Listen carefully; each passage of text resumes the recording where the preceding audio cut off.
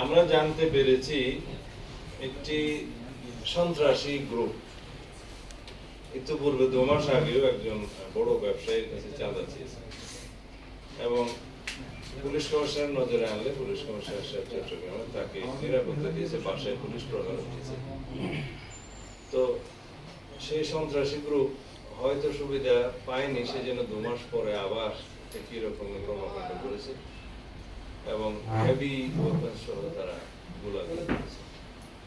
আমি আপনাদের জ্ঞাতার্থে বলতে চাই, বাংলাদেশে যত শীর্ষ সন্ত্রাসী আছে, এরকম যত চাঁদাবাজ আছে, তারা অতি অবশ্যই যাতে আইনের আওতায় আসে, ধৃত হয়, সেই ব্যবস্থা আমরা খুব দ্রুত নেব। আমি আমাদের পরিকল্পনাটা এখানে এখনই ফাঁস করতে চাই না, এই বিষয়ে আমরা অত্যন্ত কঠোর।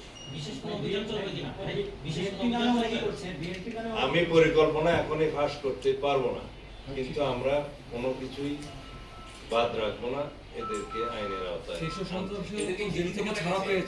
চিহ্নিত করা গেছে। ওদেরকে চিহ্নিত করা গেছে, আমাদের বিভিন্ন গোয়েন্দা সংস্থা কাজ করছে এবং আমরা প্রয়োজনীয় ব্যবস্থা নেব।